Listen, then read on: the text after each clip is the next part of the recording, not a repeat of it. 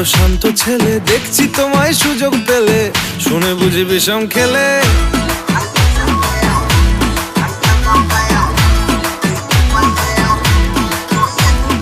বলছি তোমার দিব্যি গেলে, আমি বড় শান্ত ছেলে, দেখছি তোমায় সুযোগ পেলে শুনে বুঝি বিষম খেলে।